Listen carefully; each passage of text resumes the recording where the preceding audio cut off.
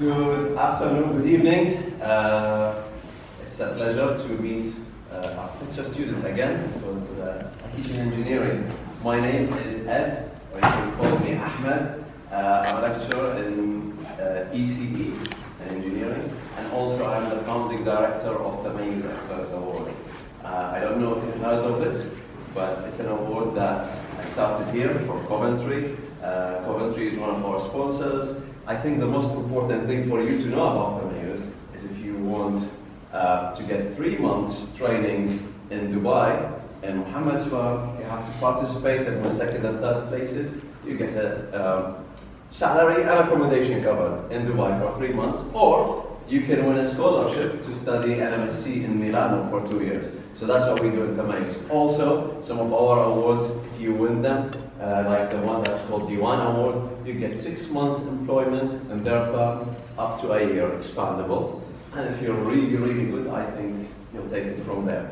So this is mainly the Mayors, myself. Thank you, Sabina, for being here. Thank you, Sebastian, Adil. Thank you very much for hosting us earlier at the Little Tree. Let me introduce our guest for today. Mohamed Al Assam is, at the moment, in Iraq. We consider him the most influential architect today there. He studied at Baghdad University, and I'm not going to hijack your story. I'm just going to say he started from zero, one of the most influential architectural firms in the Middle East. It's 45th worldwide rank in terms of size and revenue. It is fourth largest in the Middle East and 6th worldwide in hospitality sector. So hotels, everything that is high-end in Dubai and North Africa and most of the Middle East. Today's lecture is, for me, it's unique because Mohamed is not going to talk about what we did and what did we think about it. When we talked in the beginning, I said, I always wanted to know, as one of the largest employers somewhere, what do you look for? What do you look for in a student? I still don't know. I still don't know what they look for. So what would you look for? Probably some of the questions we'll ask. What do you look for? What skills? What's missing from the people that come there, that come and join your offices? Plus, what I would like you to look at today is sometimes you have obstacles, sometimes you get challenges, but what do you do when you get those challenges? And I think it's important to look at Mohamed's journey because he is one of the most successful people in one of the most turbulent regions in the world. We both come from Iraq, and I don't need to introduce Iraq for you and tell you what you have to go through to make it. So enjoy this. Ask questions. If you ever wanted to ask an employer something, I think Mohamed employs in his firm all around the world around 500 architects, and it's a good idea to ask those people who hire, what do you look for? What should I focus on? Do I need to do competitions? Do I need to do other degrees? Don't steal my questions, these are my questions. I'm at the end of the lecture. Okay, so I don't want to take more of his time. Mohamed, first, congratulations on your honorary doctorate. I think it's a great coronation of 50 years of work in the Middle East. Thank you. And please, it's all yours.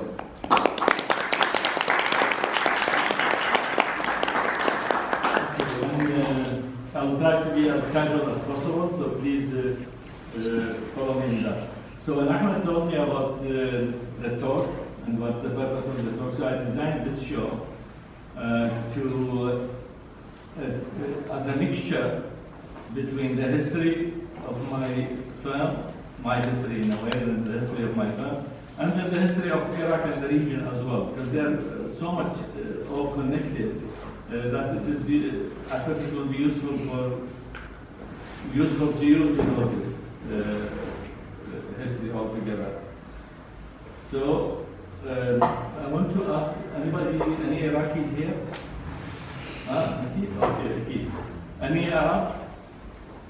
Okay, so you know a little bit about the area and about. You are from Sudan? Yes. Yeah, nice meeting you. So let's see.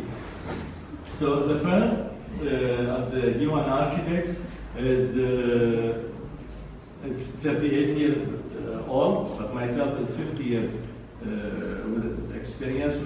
Right now we have 500 plus professionals, mostly architects, and we have 8 offices in the region and beyond the region, and we have right now 400 projects that we can be proud of, and our staff are 50 plus nationalities.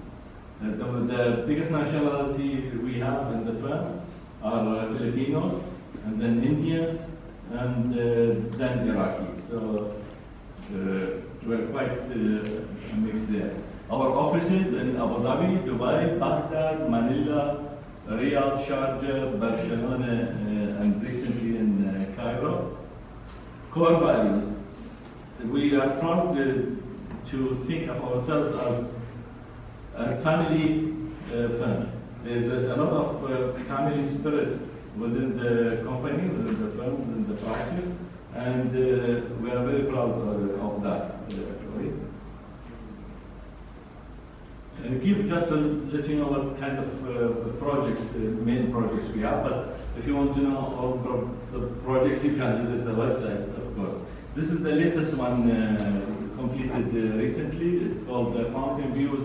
It's the biggest project we had ever, and it is the biggest one complex project in Dubai ever, or in the UAE.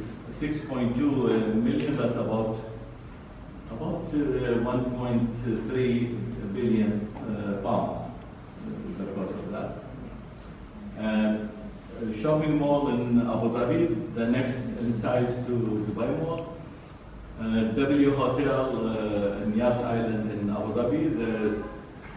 This idea of the screen is by a firm in America called Assam. And after that, we completed a project called the Port at Al Amir in Dubai. We just finished Fly Dubai Airlines headquarters in Dubai. And that's in a Juf area, a residential complex that did not see light. This one project, nice project, unfortunately, they didn't build it. This project in Fujairah and the Emirates is called Little Venice, where we copied part of Venice in Italy. That was supposed to,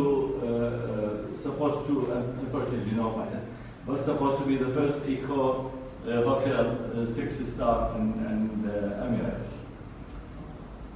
Right now we are working on this project in Saudi Arabia. It is called Qiddiya, and Qiddiya water theme park.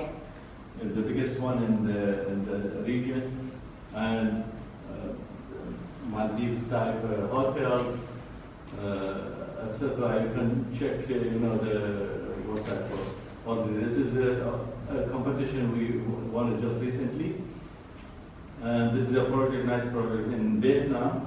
We won. And that's a grand mosque in Astana in Kazakhstan. It's under construction. It will be completed sometime next year. The projects I'm really proud of are the projects in Iraq. So this is a master plan for a new city in Iraq. Iraq has a problem with a shortage of accommodation, shortage of urban areas, and they need a lot of new cities, as they call them, or new places. And we are proud to have this one in Basra. Nice design for a cultural center. And I'm proud of the old religious cities in Iraq. All of them with an area of about 1 kilometer wide, and they have been neglected all the time for many, many years. And we did rehabilitation and regeneration, renewal, etc. for these cities. A university, 22,000 students in Iraq. And let's go to this timeline now. To understand a little bit of the history, to understand the present. This is 1917 when the British Army occupied Iraq, and that was the end of the Ottoman occupation or renewal or rule. And it was mostly consists of British officers on horses and Indian army working. And then in 1920, Iraq was established. And I want to show this, these two pictures to know the difference. This one is in the center of Baghdad in 1938, 1937 actually, and that's 20 years later. So it was, Iraq was going very nicely to modernism, to the culture. 1948, that was the creation of Israel and catastrophe for Palestine and the Arabs, but that was the year I was born. That's why I put it here. And then in 1952, the Jamal Abdel Nasser came to power in Cairo. 1956, the war of Suez Canal. 1958, the revolution in Iraq and the massacre of the royal family. And then the people, the friends, the party, the group who made the revolution, they fought each other. In 1963, there was another revolution. And in 1965, I entered the architectural department as a student for the in that old heritage building. That I wanted to show you this. Afterwards, the architectural department moved to this complex, which is the new University of Baghdad, and it was designed by TAP, the Architects Collaborative, which are the firm, which is the firm of Walter Gropius, if you, of course, definitely know about it. But these perspectives are done by Jacobi. If you heard, Jacobi is the greatest perspective draftsman of all times. It's all of course, by hand. Okay, then 1967, a big catastrophe again in the Middle East when Israel occupied the remaining of Palestine and Sinai. And in 1968, the Ba'ath Party came back to power again, and they started killing and hanging people to make the people fear so they can control the country. In 1971, Saddam became the powerful man of Iraq. That's the year I have graduated, so that's the same year. Okay, now in the same year, I want to show you this difference here, because it's important. In the same year, there's the formation of United Arab Emirates. So that in the same year, Iraq started to go down sharply, and United Arab Emirates were now started to go up. As a young architect, that's two of my designs, which I think you may guess now that they are family houses.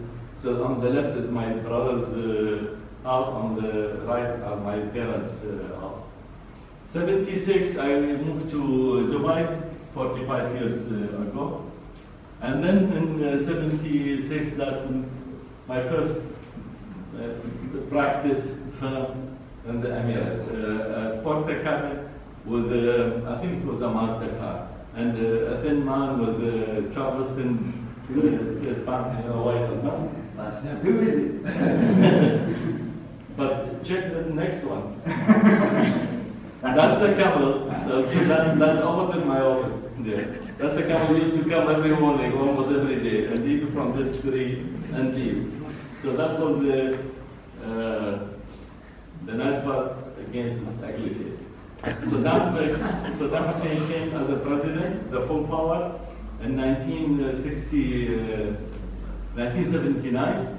Okay, the next year he started the Iraq-Iran war, 2 million casualties on both sides. At the same time, I established Dewan as a name, under the name of Dewan in Abu Dhabi. And then in after the finish of the war with Iran in 1988, Saddam entered Kuwait, invaded Kuwait in 1990.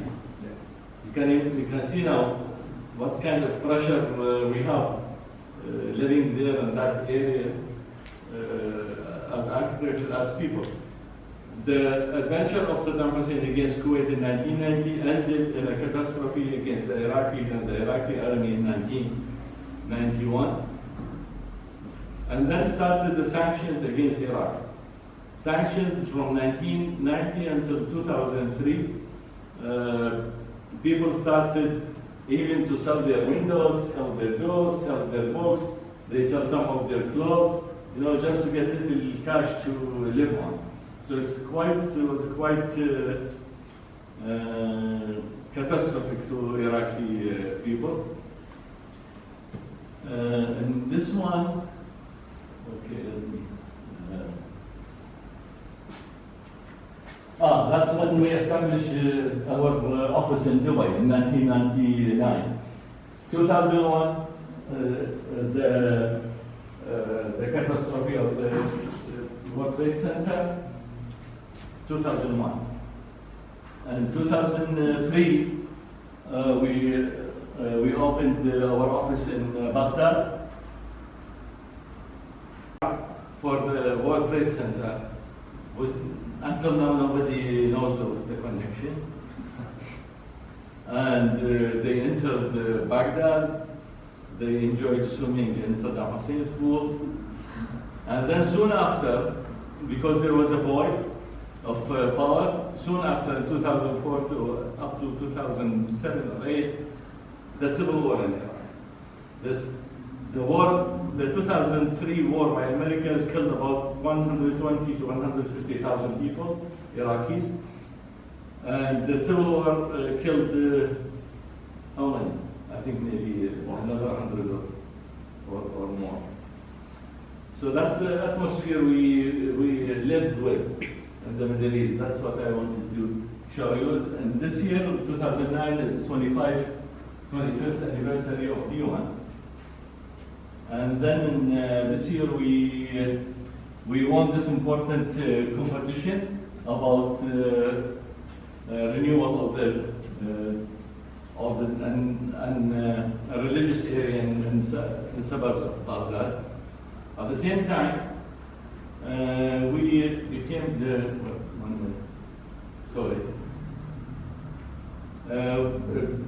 we became for the maybe 6 or 7 years, we awarded in Building Design magazine in the top 100. We were 60th in that year. And this one, we joined this United Nations Global Compact.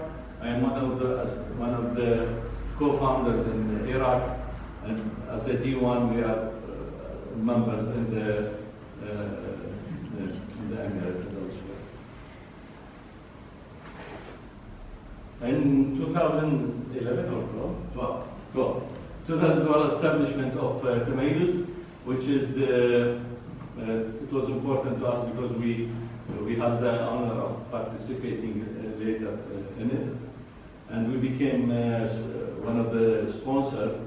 And this year we started changing the structure of the company from a company for Mohamed Al Assam to a company for many people. So if I retire or if I die, the company will continue to work. Okay, and this year we became 42nd on the 100 list, and all this is I took it from a commercial presentation by D1, so excuse all the information there, which I will not talk about. And then we are awarded this project, and 31st anniversary of D1, and that's it.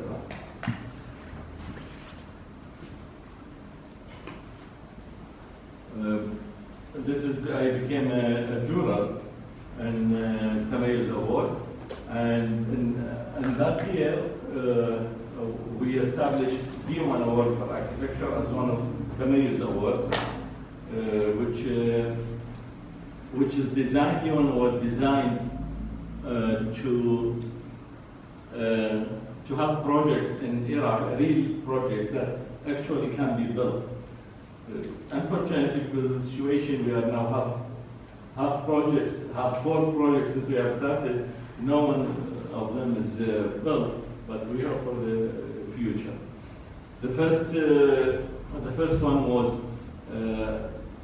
a school in the marshes of Iraq. The second one was Al-Ummah Park in Baghdad. The third one was a youth center in a very populated poor area in Baghdad. And the fourth one is a girls' sanctuary. In Iraq, especially Baghdad, unfortunately, because of all the wars, you cannot believe, there are tens of thousands, even maybe more than that, of very young children, like 5 years, 6 years, 10 years, boys and girls. There are a few organizations that take care of the boys, but unfortunately there's only one organization that takes care of the girls of the streets. So that was, we designed this competition just to bring awareness to this problem. This one, this one we got as well on the short list of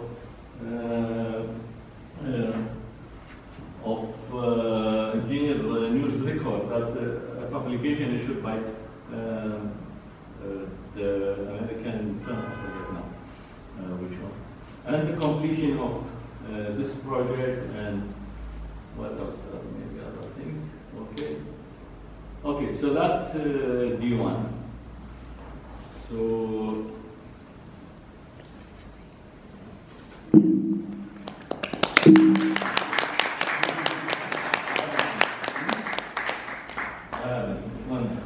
that's what I just wanted to show you this, so we can go to the real thing. Okay, what I put? I put here a comment, because you wanted to know, as I know now, you wanted to know how I succeeded, why I succeeded, and all this, how this was built. And I wrote here, which is very true. If I can make it, you can make it. So, what you need, I will go in order, okay? So, many scholars and big artists, they think that in order to be an architect, to succeed in studying architecture, you have to be talented and gifted before you enter the school.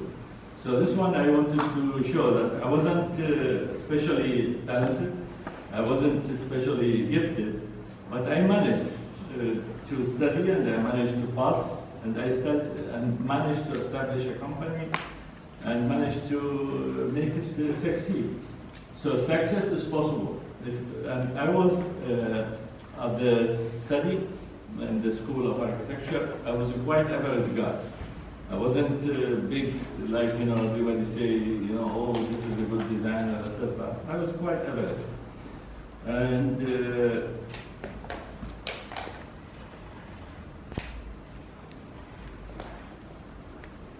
but I had other quality. I had quality that I am very good in studying the function of a project, of a building, or a project. And I was very good critic, and I was very good in detailing. So that helped me a lot in my life afterwards. And okay, I'm gonna put something here. I'm not sure if I should tell you, but I said here, being in love and later got married when I was in last year, added extra pressure on me. Because I got married when I was still in 4th grade, and then uni 4th grade. University. University. So that's a piece of advice. Okay, everybody take a part. So this put pressure on you. So you mean A lot of pressure, yeah, because I have to feed my family.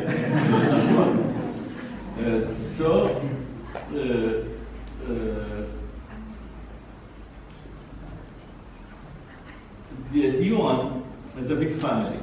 And nowadays we have more than 500 people.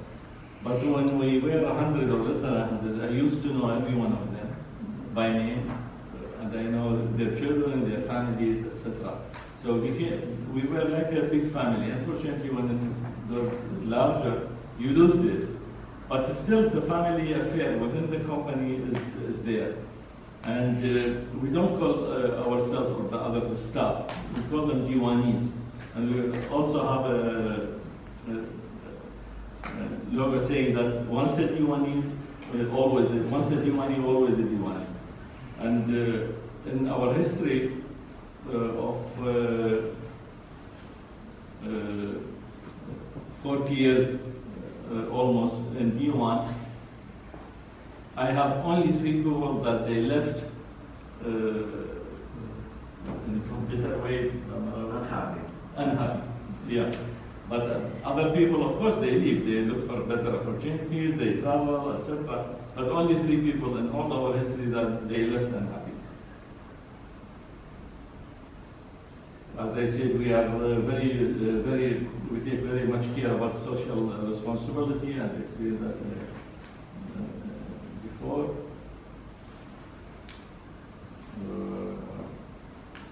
And that's one of the reasons why I call the company Dewan. I do not call it in my name, because people notice that really, and I didn't notice it in the beginning, but people notice that most of the time when I talk about me, I don't say I say we in Dewan as a practice. And then, of course, does it have a meaning, Dewan?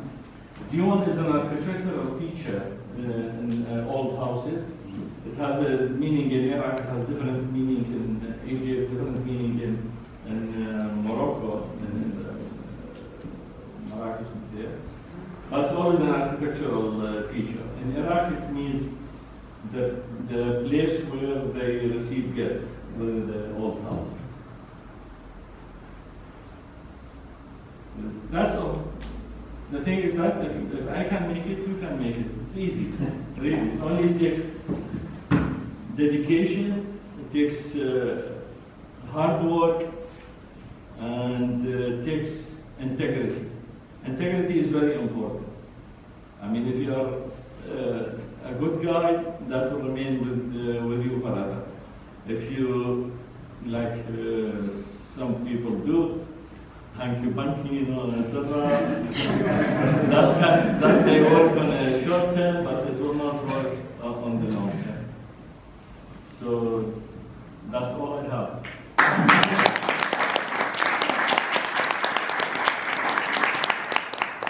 Hello everyone, I'm Akriti and I'm just representing Architecture Society, and thank you so much. What I learned when I sat down there, and personally having a small construction company in my own country, Nepal, which my family runs, I've realized this one thing, that my dad, who started from scratch in our lecturer, Mohamed Al Assam, who started from scratch, that it always requires dedication and just and everyone is parallel. It should work in parallel, no one is ahead.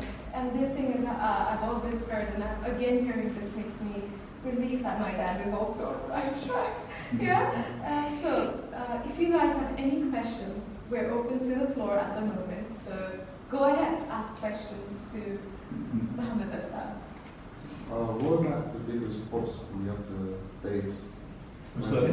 What was the biggest obstacle you had to face when starting practice? I don't understand. I'm sorry. What's the biggest obstacle? Biggest obstacle you had to come across when starting your practice?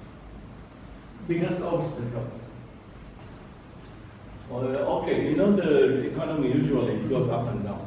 So in the history of D1, we had so far we had 4 times of down. So that was a major obstacle to us because it means less work, expenses remain the same. So they have to feed the people, you have to feed yourself, you have to feed other people. So that was a major obstacles. And on this level. On the other level, I was lucky that I was outside of Iraq. And as I said in the beginning, in 1958, Iraq started to go down.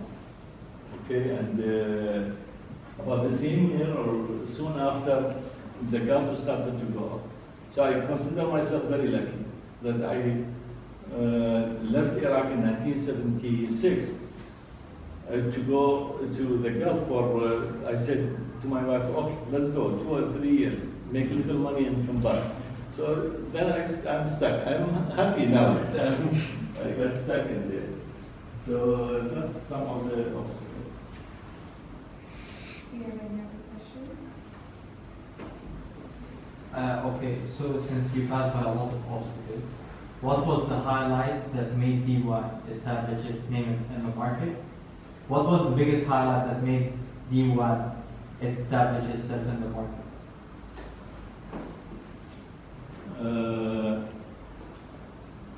I would say the move to Dubai. The move to Dubai was very important to D1 because it's not only like a move from Abu Dhabi, from city to another city in the Gulf, but because at the same time, I and my colleagues, we became more aware of the need to improve the quality of D1. The atmosphere of construction and building permitting, etc., in Abu Dhabi in the 80s and 90s forced us and many other architects, in fact, almost all architects, to follow building regulations that was designed, not intentionally, of course, but was designed to stop creation in your design. When we went to Dubai, we became more free. So we became, got more projects that we were more free to design. And that's made a difference. And being in Dubai, being your office in Dubai, gave us another opportunity, another credit, that people in other locations in the Gulf, they look at the firms in Dubai very high. If you have the same firm, the same people in Abu Dhabi or Dubai, they will go to Dubai, they will not go to Abu Dhabi. So that gave us a push. In a personal way, the move back to Iraq in 2003 gave me a lot of push. I managed to work on very nice projects. Most of them did not see light, of course, because of the situation. But it gave us a lot of credibility in general.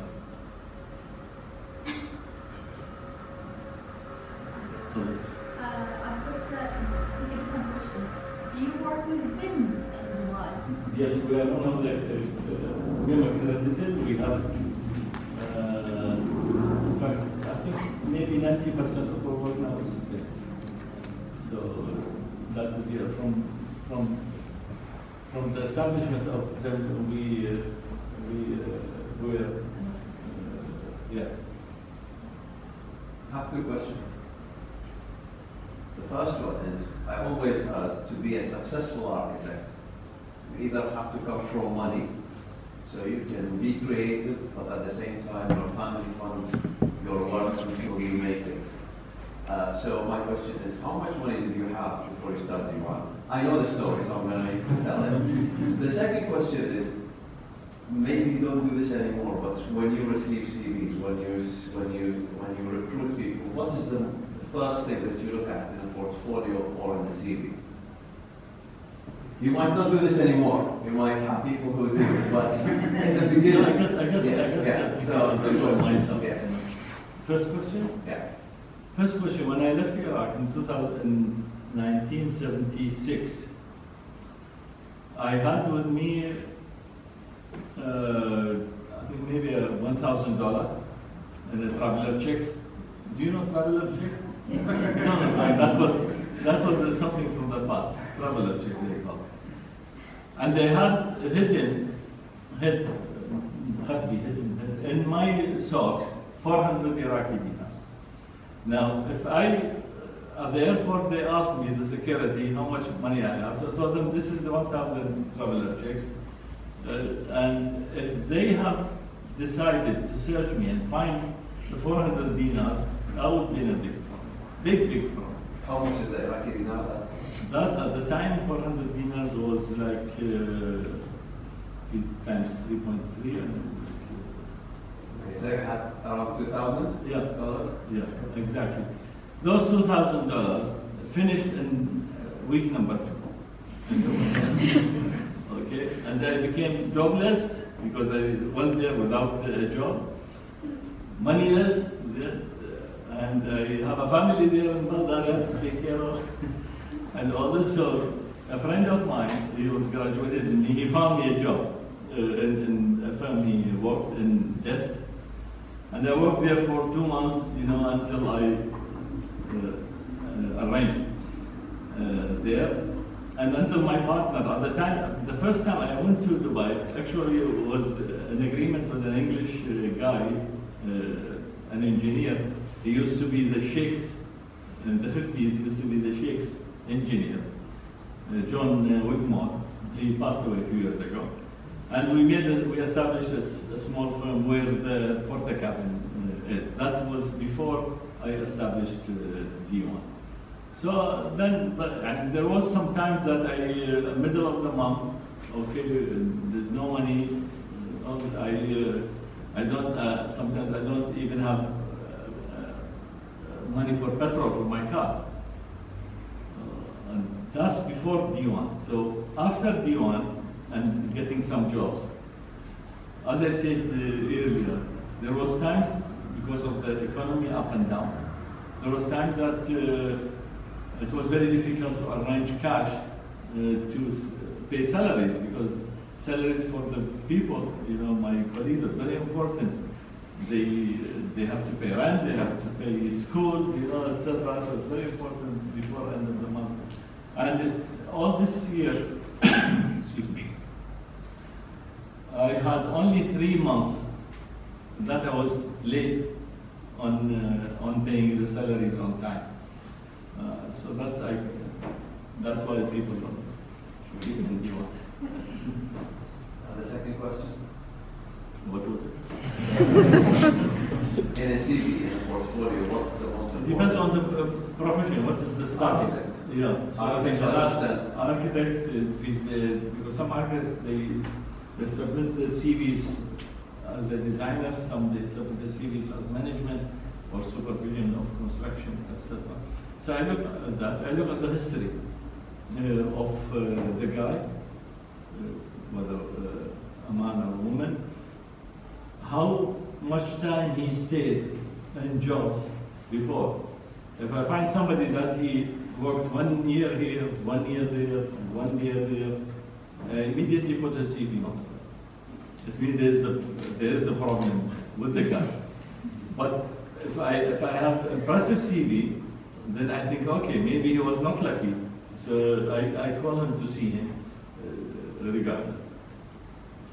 So if you want to apply for a job, of course you have to say the truth, but one of the important things is that if you jump from job to job, that will work against you.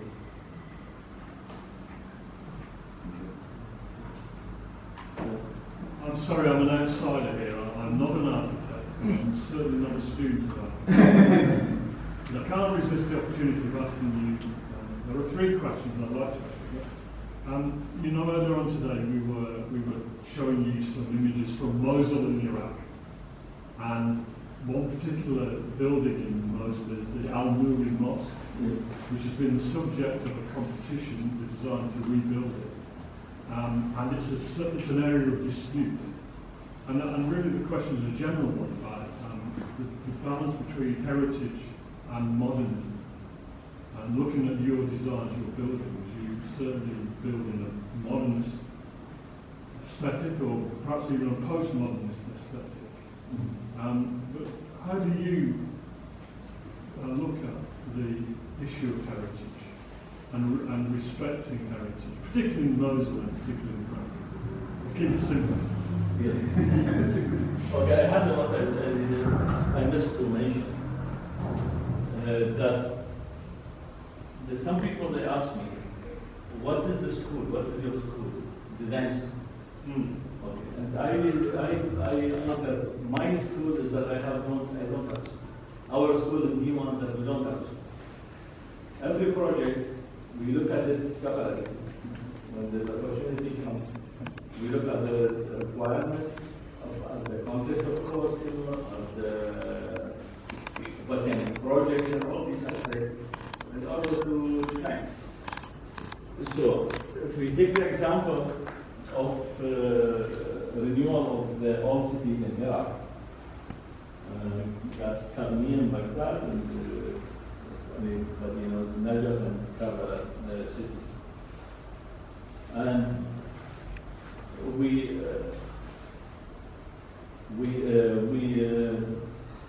treated each part of that city in this principles I mentioned earlier. So when there is a need to keep the tradition or to keep the culture, then we look at it this way.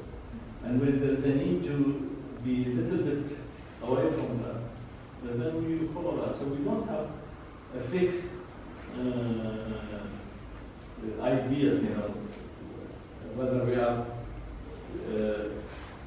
to keep that traditional architecture or to be a modern. Depends on each. I would follow that up by, the second area that interested me was the relationship between who is the client, the relationship between the people, the citizens, the experts, yourselves, and the decision makers, perhaps the politicians.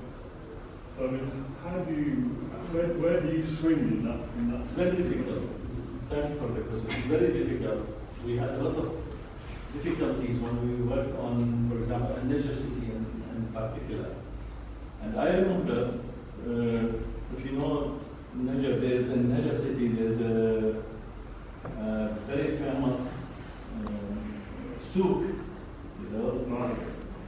Market. It's not actually a market, it's a souk, like a mall, mall, not shopping mall, And when we worked on the city,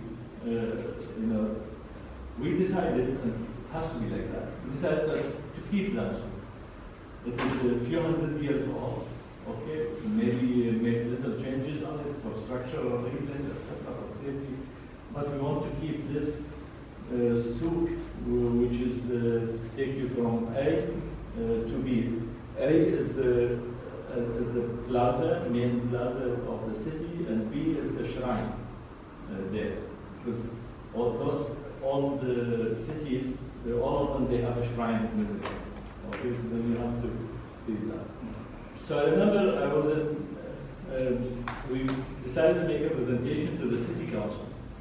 I wasn't there myself, but there was the people, the city council against us, against the idea. So they said to my team, they said, if you decide not to demolish the souk, then you are outside of Islam. Okay, outside of Islam means they can't come. Okay. If you don't demolish the souk. If I don't demolish, yeah, I have to demolish. So I have waited. I told my people, don't go again to any meeting. We stopped the project. I stopped the project for 1.5 years. Okay, and I took, of course, some kind of penalties from the client in Baghdad, the ministry, until the new election came, and they changed the city council, changed the people, and then I went again and made the presentation, and they took approval. You were on the side of the citizens. You were favouring keeping the heritage. Yes. Yeah. And just to finish the third part of this, I noticed in your mission statement, you refer to ethics. Sorry? Ethics. Yes. An ethical way of working, having an ethical attitude. So the two questions I just asked are also to do with your ethics and being able to complete your business, but nevertheless maintaining the right attitude towards, again, the citizens, the place, the population. And also, I suppose we could bring into this now the issue of climate, and climate change, and the consumption of energy, the consumption of materials and all. But how do you think the climate and the consumption are more on the technical side. But on the ethical side, I think it is a common knowledge that there is corruption in the government. Okay. But there is other knowledge that there is a lot of corruption in Iraq. In Iraq, in the years we worked from 2003 until the work stopped, I think 2012 or 13, resumed recently. But in those years, we managed as Dewan to get about 23 or 24 projects. None of them we have taken. That's non-ethical. We decided that we don't do that. And that's why I said earlier that integrity is very important. Yeah. But we lost projects. We lost many projects. We missed invitations as well to projects because everybody knows that D1 is straight. So That's good. Thanks for the answers. I don't want to take any more time, but I very much respect what you said. Thank you. that's very important, really. I mean, I can remember now my main competitors at the time of Abu Dhabi. There was corruption. But all the firms, they used corruption to get jobs. Now they finish. There is no more. Okay, because they cannot continue for a long time. Because if you pay money to get work, then you will be forced to accept money to make things easier to contractors, etc. And that's more dangerous than paying money. So I'm bringing back to the students. How can they prove their ethical reliability to you as an employer? How can they show that they're ethical? Can you repeat the question? Is it too difficult? No, they all look ethical. How can they prove to you they are trustworthy? What will you look for in their presentation? If they work for me? Okay. I always say to people who work for me that the corruption most of the time happens in construction, not in design. So if I find one of my guys that he accepted a certain quality of work that should not be accepted. So I call him, I tell him, either you are stupid because you accepted that, or you are a thief, because you accepted that. So tell me which one you are. So then you sack him. Then I sack him. Yeah. If he sometimes mistakes happens. If there's repeated mistakes, yeah, of course that's. So integrity is very important. Very important to keep that because that's what makes the quality of an architect. In fact, the big theme here, which is probably something uncomfortable to talk about, but it's actually the cascade. You mentioned contractors. When we think about the Middle East and the big projects and the conditions of workers, so the people who are actually building the building, does your kind of ethical responsibility cascade down to that, to the contractor, to the way the contractor works with their builders, or do you have any usually reflection? we don't have much control on that, but Yeah, in our conditions of contract, and it's there in the FIDIC. Yeah. We did not do that. And there are to govern that. Yeah. that the architect or the resident engineer or client representative, they should look at the safety of the workers of the contractor. Yeah. I mean, our job not only to check if this plaster is straight or not, but our job as To well manage the seat, to health make and sure safety that of the the site. workers are safe at work. And they work in a safe environment. But other than that, I mean, we don't interfere in the financial matters, of course, between contractors and this stuff. I have a question. So, it's been almost 38 years you've been designing. No, it's 38 years, almost 40. You've been designing. So I think that you started with your hand sketches. Do you still prefer hand sketches over softwares? Because there are a lot of softwares now. Yes, we in our studio is divided into sections, So the section where the initial ideas come, and created there. We start with pencil and paper, usually, and then once you want to develop it, you give it to the colleague architect who develop it on the screen, and then when it is developed more, we go into the pen, so we make sure everything is well coordinated. When we make the design, finish the design, and it goes to the next phase. So, well, sketching is essential. Can I ask two questions? One that well, when was the last, are you still drawing designs? When was the last time you did a sketch? About a week ago? But no, you're right. No, I don't have the time to sit on a certain project and work myself. But I work with my guys, with my team. When there's a new project, some projects because I travel a lot, I have other interests, so I don't follow up with projects. They call me semi-retired in the office anyway. So, but some projects attracts my attention because of the nature of the thing. So I try to sit with people and do some. So that follows on nicely to the next question, which was, what is your most important project of your life? Or the most personally, I guess? You mentioned one in the urban planning of the old cities. Yeah.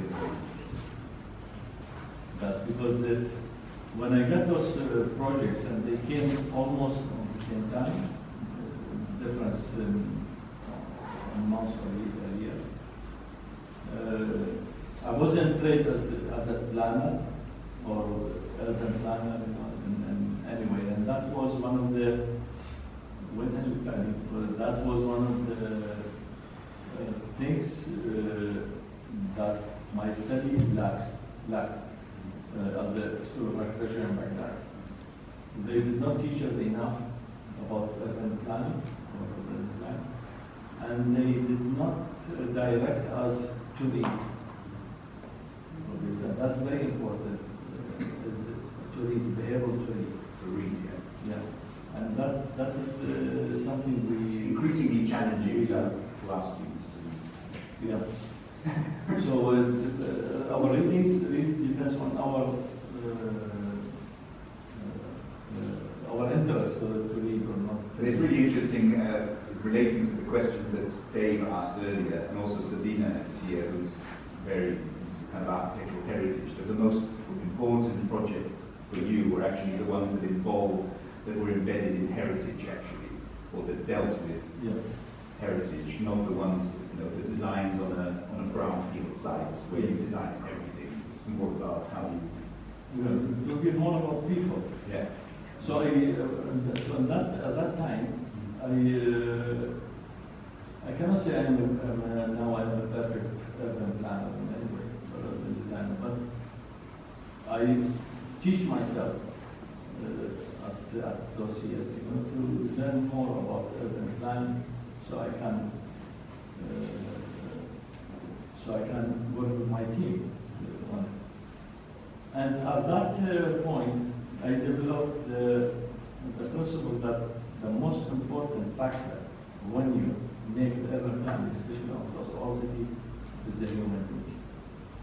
Because we had a lot of objection to that, because of the religious nature of those cities, the people in charge, they think and they tell us, okay, the most important thing is a shrine. Okay, and then you have to build all your stand on for the shrine itself. So I used to tell them the shrine is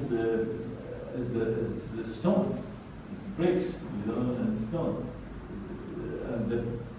And the person he is buried in that shrine, he doesn't care if he was How could the urban planning he is? wouldn't care about the stone or marble or gold on the dome or etc.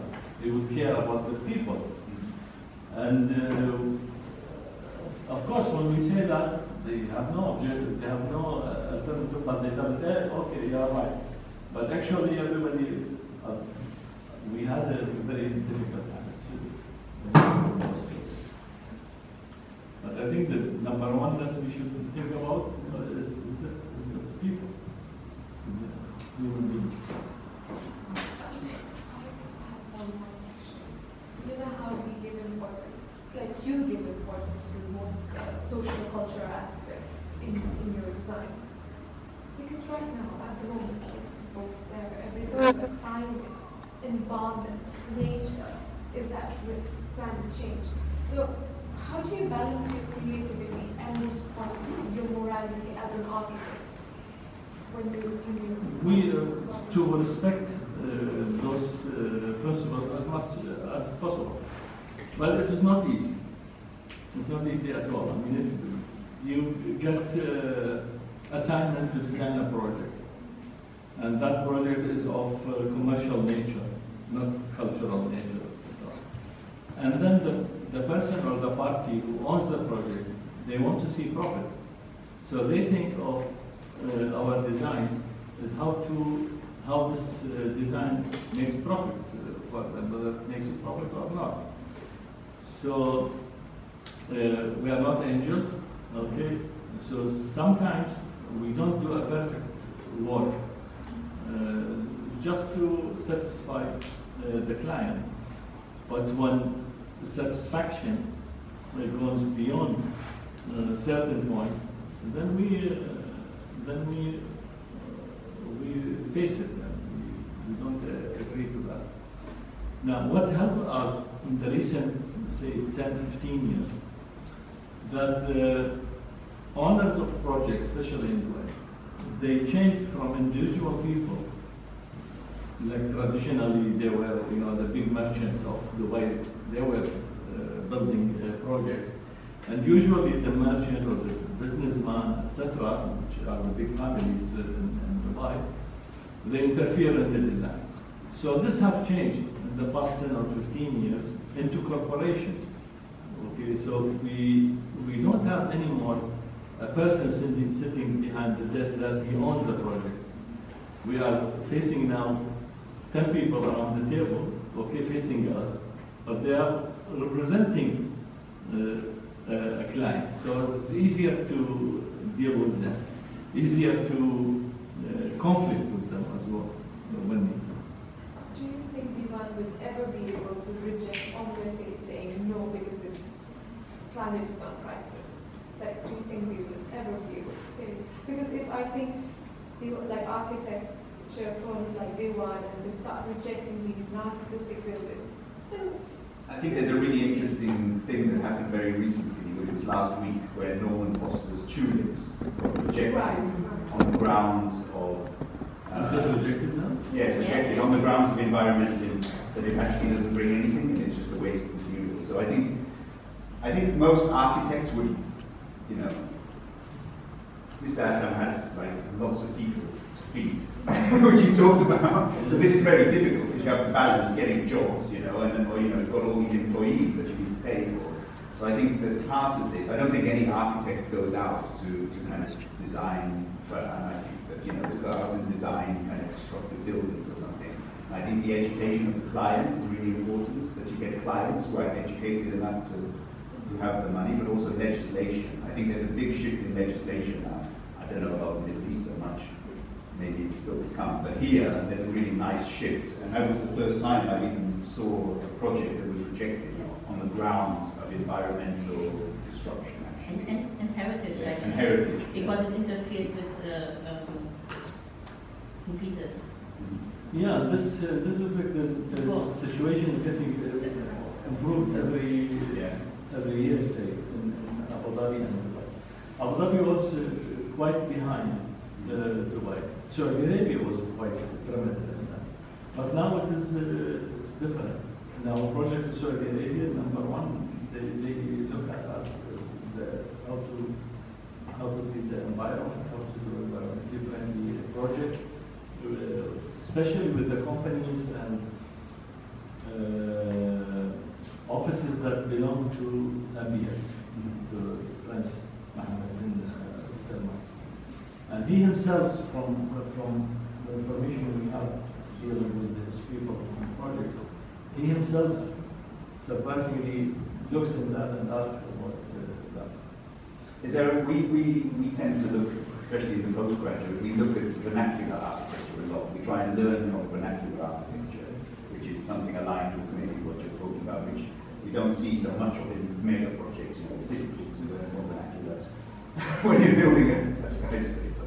Is that part of the culture of the office to try to look back and learn from the past? Definitely. We know we are not perfect. Yeah. And I remember about 10 or more years, there was an interview, TV interview, Warren Foster. And that was, I think, on the occasion that he started to go Tahir. And the presenter, he asked him the last question. He asked him, do you have buildings that have mistakes? So he answered, which is very clever answer. He said, people make mistakes. If people make mistakes, definitely there will be projects with mistakes. So no project is perfect. There are mistakes in every project we do and everybody. We try to avoid them. First, I would like to thank you for the presentation. I have a question like which of the projects that made Dewan the success of what's today, and what's so special about the project? The first project we did really, that was important to us, but now, how to find it? Is it the Banyas Tower? Yeah, Banyas Tower, yeah. How to find it from here? Maybe on the screen. So that's three slides for projects.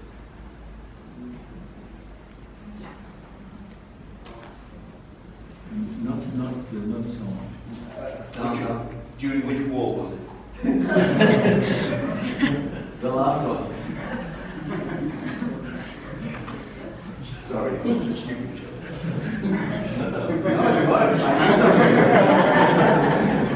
All the wars look the same. Yeah. Anyway, it looks, it's called Banyas Tower, which is, okay, this is one.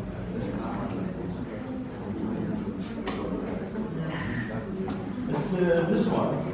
It's an office building, a completely office building. And we try to, here, according to regulations, there was a regulation, not now, but there was a regulation at the time in Abu Dhabi that every project should be Islamic. Okay, so what is the Islamic project? Islamic project, according to municipality, who give the building permit, it should have arches, or should have some kind of Islamic. It doesn't matter that it's a last tower. Yeah. So we wanted to pass this. So I created, I was a colleague with